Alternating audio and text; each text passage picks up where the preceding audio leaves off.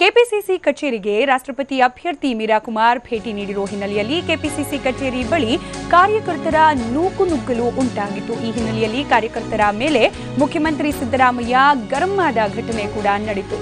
ಇನ್ನು ಶಾಸಕಾಂಗ ಸಭೆಗೆ ಬಂದ ಶಾಸಕರನ್ನ ಮಹಡಿಗೆ ಸಿಎಂ ಕಳಿಸಿದ್ರು. ನೂಕುನುಗ್ಗಲು ಉಂಟಾದ ಹಿನ್ನೆಲೆಯಲ್ಲಿ ಸಿಎಂ ಸಿದ್ದರಾಮಯ್ಯ ಶಾಸಕರನ್ನ ಮೇಲ್ಮಹಡಿಗೆ ಕಳಿಸುವ ಪ್ರಯತ್ನವನ್ನ ಕೂಡ ಮಾಡಿದ್ರು.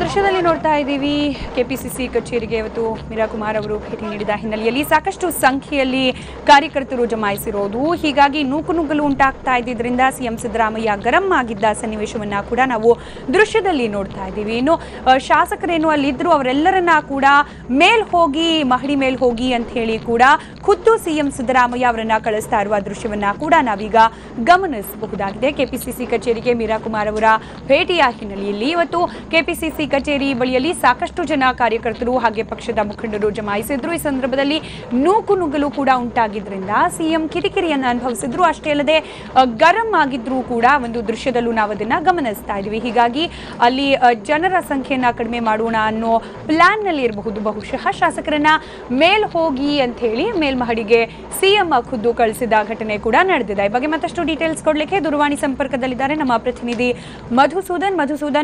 ಮೀರಾ ಕುಮಾರ್ ಅವರ ಭೇಟಿ ಹಿನ್ನೆಲೆಯಲ್ಲಿ ಅಲ್ಲಿ ನೂಕುನುಗ್ಗಲಾಗಿದ್ದು, ಜೊತೆಗೆ ಸಿಎಂ ಕೂಡ ಕೊಂಚ ಗರಂ ಆದಂತೆ ಕಾಣ್ತಾ ಇರೋದು, ಏನಿದೆ ಡೀಟೇಲ್ಸ್ ಈ ಬಗ್ಗೆ? ಖಂಡಿತ ಸ್ಮಿತಾ, ಇವತ್ತು ಯುಪಿಎ ಬೆಂಬಲಿತ ರಾಷ್ಟ್ರಪತಿ ಅಭ್ಯರ್ಥಿ ಮೀರಾ ಕುಮಾರ್ ಅವರು ಕೆಪಿಸಿಸಿ ಕಚೇರಿಗೆ ಆಗಮಿಸಿ ಪಕ್ಷದ ಶಾಸಕರು, ಸಂಸದರು ಹಾಗೆ ರಾಜ್ಯಸಭಾ ಸದಸ್ಯರ ಬಳಿ ಏನು ಒಂದು ಮತಯಾಚನೆಗೆ ಬಂದಿದ್ರು. ಈ ಹಿನ್ನೆಲೆಯಲ್ಲಿ ಕಾಂಗ್ರೆಸ್ ಪಕ್ಷದ ಶಾಸಕಾಂಗ ಸಭೆ ಕೂಡ ಕರೆಯಲಾಗಿತ್ತು. ಈ ಒಂದು ಪಕ್ಷದ ನೇತೃತ್ವವನ್ನು ವಹಿಸಿದ ಸಿಎಂ ಸಿದ್ದರಾಮಯ್ಯ ಅವರು ಮೀರಾ ಕುಮಾರ್ ಅವರ ಸ್ವಾಗತಕ್ಕೋಸ್ಕರ ಕೆಳಗಡೆ ನಿಂತ್ಕೊಂಡಿದ್ರು. ಆದ್ರೆ ಬಂದಂತಹ ಸಾಕಷ್ಟು ಕಾರ್ಯಕರ್ತರ ನೂಕನುಗ್ಗಲನ್ನು ನೋಡಿ ಸಿಎಂ ಗರಂ ಆದ್ರು. ನೇರವಾಗಿ ಎಲ್ಲರೂ ಮೊದಲನೇ ಮಾಳಿಯಲ್ಲಿ ಹೋಗಿ ಕೂತ್ಕೊಳ್ಳಿ, ಅಲ್ಲಿ ಶಾಸಕಾಂಗ ಪಕ್ಷದ ಸಭೆ ನಡೆಯೋದು, ಆದ್ರೆ ಯಾರು ಇಲ್ಲಿ ನಿಂತ್ಕೋಬಾರ್ದು ಅಂತ ಪಕ್ಷದ ಶಾಸಕರು ಮತ್ತು ಸಂಸದರಿಗೆ ಖುದ್ದು ಸಿಎಂ ಸೂಚನೆಯನ್ನು ನೀಡಿದ್ರು. ಈ ಹಿನ್ನೆಲೆಯಲ್ಲಿ ಕೆಲ ಕಾಲ ಕೆಂಡಾಮಂಡಲರಾದಂತಹ ಸಿಎಂ ಅವರು ಕಾರ್ಯಕರ್ತರ ವಿರುದ್ಧ ಕೂಡ ಹರಿಹಾಯ್ದಂತ ದೃಶ್ಯಾವಳಿಗಳು ಕಾಣಬಹುದು ಸ್ಮಿತಾ. ಧನ್ಯವಾದ ಮಧುಸೂದನ್ ಮಾಹಿತಿಗಾಗಿ.